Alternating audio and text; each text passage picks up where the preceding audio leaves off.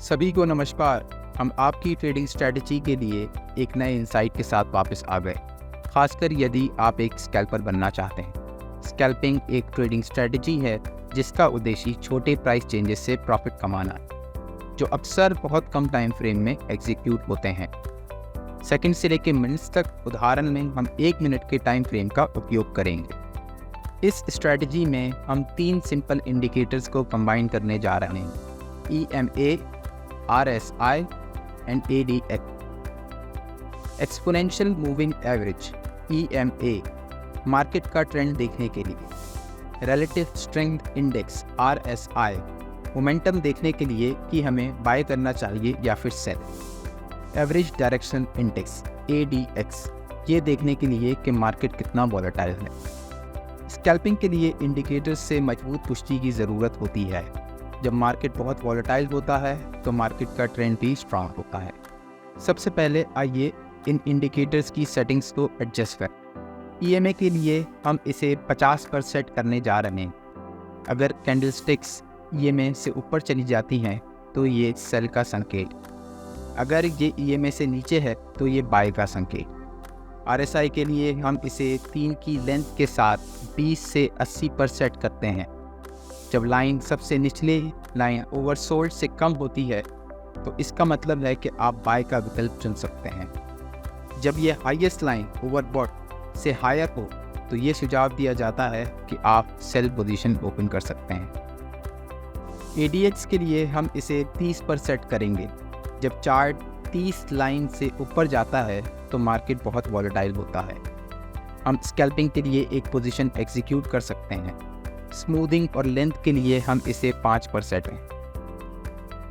Scalping के लिए सुनिश्चित की हुई ये 3 इंडिकेटर्स आपको एक बहुत स्ट्रॉन्ग सिग्नल या पुष्टि देते हैं। जब आपको केवल 1 या 2 इंडिकेटर से सिग्नल मिले तो कोई पोजीशन ओपन ना करें।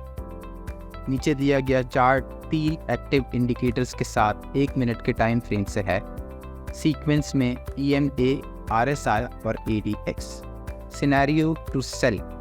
याद रखने वाला पहला रूल ये है कि जब आप सेल पोजीशन ओपन करें तो आप चाहते हैं कि प्राइस कम हो जाए और हमें हमारे सेट किए तीनों इंडिकेटर्स से फुल कंफर्मेशन प्राप्त करने की ज़रूरत है। सुनिश्चित करें कि कैंडलस्टिक चार्ट EMA लाइन से ऊपर है। उसी समय RSI ओवरबॉट एरिया में होना चाहिए जो कि 70 या 80 से ऊपर है।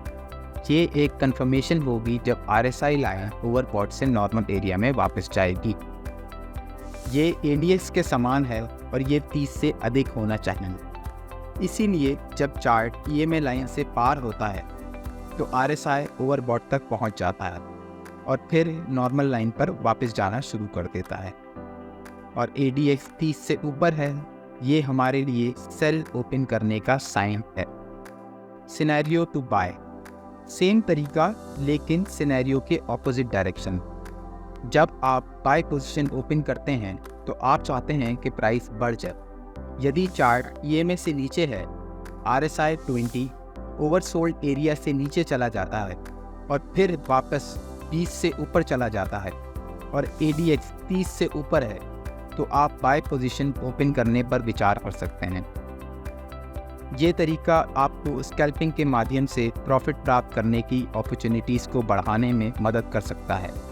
इस स्ट्रेटजी की जांच अवश्य करें, लेकिन फिर भी समझदारी से ट्रेड करें।